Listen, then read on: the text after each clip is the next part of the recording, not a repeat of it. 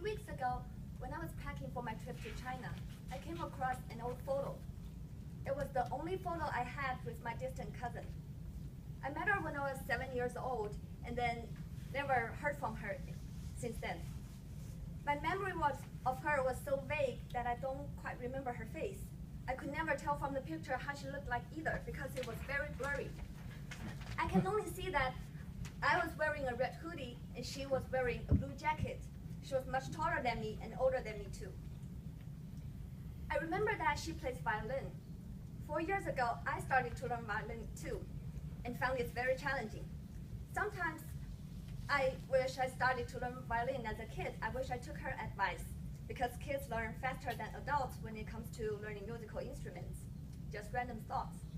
The next morning, as I was boarding my flight to China, a system message popped up on my cell phone screen. It reads, "Enjoy the magical journey." It's a smartphone. It knows that I'm traveling. 14 hours later, my flight landed. I walked out of the arrival gate and looked into the crowd to find my parents. There they are, smiling and waving to me, so I ran to them.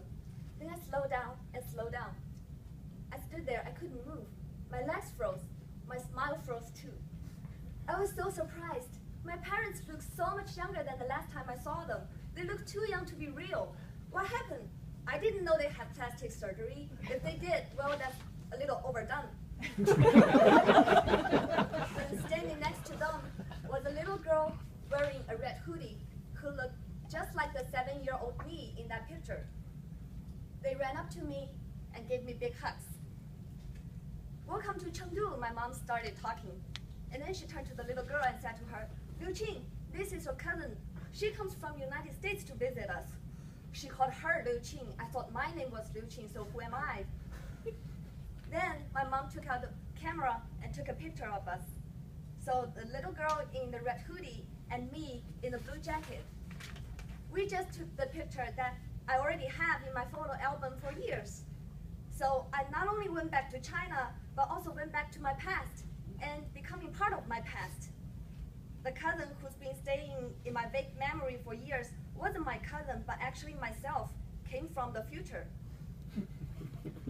Have you ever thought about how you would react when your mom looks only a few years older than you, calling you by another name and introduce you to the younger you as her cousin? Well, I didn't thought about it. So the only response I could think of was to take it and go with the flow. So I became the cousin of myself, holding her hand, happily got into the car and headed home. The week at home went by really fast and full of fun, especially when there were two of me together. Say goodbye day already. On our way to the airport, my mom mentioned that the 7-year-old Liuqing will be taking some musical lessons soon, and they're choosing between piano and violin.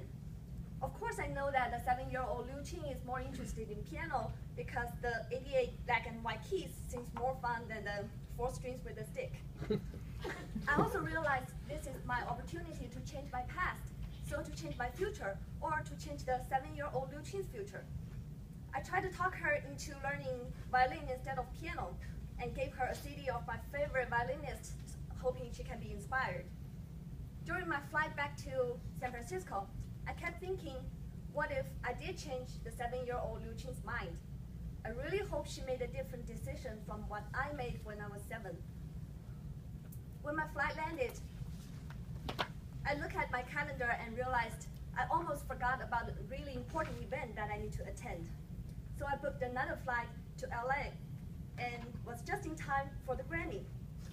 I got on stage, I received my Grammy Award for the best violinist. I hope I can send a copy of my album to the 7-year-old Liuqing, but I didn't know how to. Thank you.